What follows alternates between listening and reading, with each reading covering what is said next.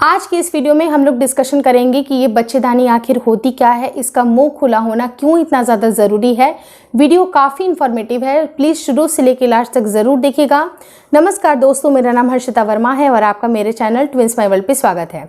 अगर आपने twins my world को पहली बार देख रखा है तो आपको प्लीज़ यही रिक्वेस्ट करूँगी कि सब्सक्राइब का बटन ज़रूर दबा दें, मुझे काफ़ी ज़्यादा मोटिवेशन मिलती है। अगर आपने ऑलरेडी इसे सब्सक्राइब कर लिया है तो उसके लिए दिल से थैंक यू सो मच। बढ़ते अपने टॉपिक की तरफ। जैसा मैंने आपको बताया कि ये बच्चेदानी का मुंह क्या होता है, इसको समझना इतना ज़्यादा डिफ़िकल्ट नहीं होता है। जितनी भी फीमेल होती हैं, फीमेल बॉडी की जो संरचना होती है, उनकी जो स्ट्रक्चर होती है, उनकी जो प्राइवेट पार्ट का जो एरिया होता है, प्राइवेट पार्ट के एरिया के अंदर आपको पता है कि एक होलो सा ट्यूब होता है, जो कि एक पिचकी हुई सी ट्यूब होती है। उसके 2 से 3 इंच अंदर आपको एक सर्विक्स जो होता है, जो पार्ट होता है, उसे हम लोग सर्विक्स बोलते हैं, जिसे हम लोग बच्चेदानी का मुंह भी बोलते हैं। उसके बाद से आपके बच्चेदानी का गर्भाशय का जो मुंह है, वहीं से शुरुआत होती है, वहीं पर आपका बेबी पनपता है। तो होता क्या है कि जब अगर आप गर्भधारण करने के लिए रेडी होते हैं या फिर अगर आपका पीरियड आता है तो ऐसे केस में ये बच्चेदानी का मुंह थोड़ा थोड़ा सा खुल जाता है। अगर ये नहीं खुलेगा तो जो आपके पीरियड के ब्लड होंगे वो आउट कैसे होंगे, क्योंकि इसका खुला होना इसलिए ज़रूरी होता है। दूसरे टाइम ये तब खुलता है जब अगर आपके शरीर से अंडा रिलीज़ हुआ है, तो अंडा रिलीज़ होने के साथ ही साथ आपको कुछ ऐसे डिस्चार्ज दिखेंगे, एक चिपचिपा सा लसलसा सा पदार्थ निकलता है। जब वो बच्चेदानी का मुंह खुला होता है तभी ये डिस्चार्ज भी आउट होता है। तो आपकी बॉडी एक संकेत देती है कि इस समय अगर आप रिलेशन प्लान करते हैं तो जल्दी से जल्दी गर्भधारण होने की आशंका होती है, जल्दी से जल्दी एक चांसेस बनते हैं। ये ऐसा होता तो होता क्यों है, क्योंकि जब ये डिस्चार्ज निकलता है तो अगर मेल के सेल्स वहाँ पर मौजूद होंगे तो उनको काफ़ी ज़्यादा आसानी होती है ताकि उसी डिस्चार्ज के सहारे वो अंदर तक यानी कि अंडे तक पहुंचकर उसे फर्टिलाइज कर दे। तो इसलिए जो बच्चेदानी होती है उसका मुंह वहाँ पर थोड़ा थोड़ा सा खुलता है। अब रहा सवाल कि ये बंद होता तो होता कब है। ये बंद सिर्फ एक वजह से होता है, वो होता है आपकी प्रेगनेंसी जब ठहर जाती है या फिर आपके शरीर से अंडा अब रिलीज़ नहीं हुआ है, अंडा निकल गया है और निकल चुका है, इसके बाद से आपके बच्चेदानी का मुंह इन 2 वजहों से सिर्फ बंद होती है। मैंने वजह शायद एक बताई, बट ये 2 वजहों से बंद होती है।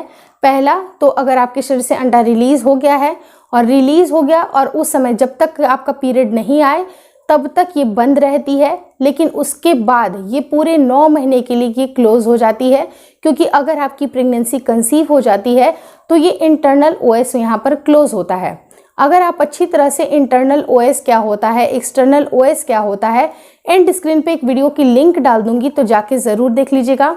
तो जब ये क्लोज इस वजह से होता है ताकि जब आपके बच्चेदानी के अंदर जब बच्चा अच्छी तरह से पनप रहा होता है तो अगर ये क्लोज नहीं होगा तो बाहरी जितने भी बैक्टीरियाज हैं, इन्फेक्शन है, सभी इसके अंदर पहुंच के उसे इन्फेक्ट कर सकते हैं। इसलिए ये इंटरनल ओएस और एक्सटर्नल ओएस क्लोज होता है, यानी कि बच्चेदानी का मुंह पूरी तरह से बंद होता है। लेकिन जैसा मैंने आपको बताया कि जल्दी से जल्दी अगर गर्भधारण करना चाहते हैं तो जिस समय आपके शरीर से अंडा रिलीज होता है उस समय कुछ ऐसे डिस्चार्ज होते हैं। वो डिस्चार्ज जब आता है तो आपको समझ जाना चाहिए कि आपके बच्चेदानी का मुंह खुल रहा है।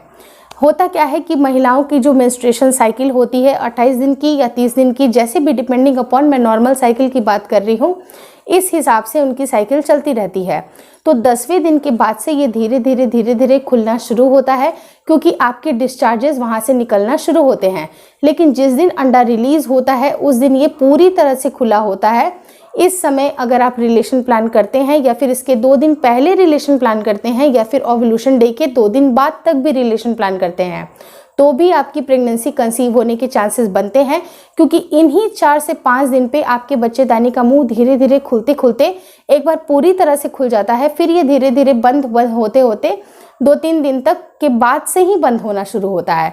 तो ये जो कंप्लीट 4 से 5 दिन होता है। और अगर नट सेल में बात की जाए, अगर आपको ओव्यूलेशन डे का अंदाज़ा नहीं लग पा रहा है तो आपको करना क्या चाहिए कि स्टार्टिंग का जो टाइम होता है, यानी कि 10वां दिन के बाद से लेके 20वां दिन काफ़ी ज़्यादा फर्टाइल होता है। इस समय आपको नहीं पता होता है कि किस समय आपके शरीर से अंडा रिलीज़ होगा।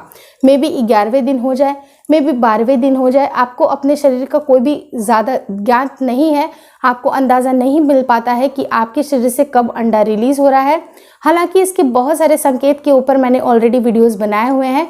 वीडियोस काफ़ी इन्फॉर्मेटिव है और जो भी ज़रूरी वीडियो के लिंक होंगे मैं आई बटन पे यहाँ पर पोस्ट कर दूँगी, तो आप लोग जाके ज़रूर देख लीजिएगा कि ओव्यूलेशन के टाइम पे ऐसे कौन कौन से सिम्टम होते हैं जिससे कि आपके शरीर से एक अंदाज़ा लग जाता है कि अंडा आज ही रिलीज़ हुआ है।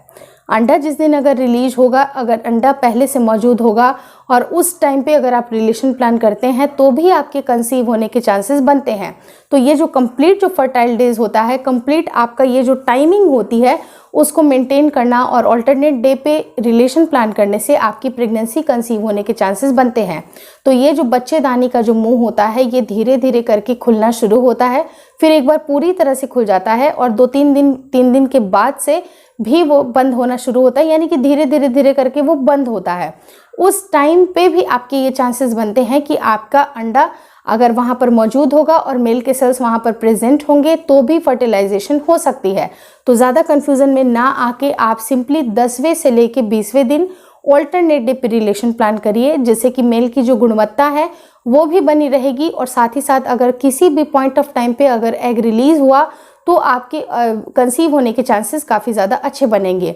मुझे लगता है सारे डाउट्स मैंने क्लियर कर लिए। फिर भी अगर आपको कोई कन्फ्यूज़न लगता है कि बच्चेदानी का मुंह किस दिन से लेके किस दिन तक पूरा खुला होता है, तो आपको इस वीडियो को क्लिक करके ज़रूर देखना चाहिए। या फिर अगर आपको ये भी जानना है कि बच्चेदानी का मुंह आखिर किस तरह का होता है, ऐसा होता है या फिर इसका स्ट्रक्चर ऐसा होता है, तो उसको जानने के लिए आपको नीचे वाली वीडियो को क्लिक करके ज़रूर देखना चाहिए। Thank you so much for watching twins my world.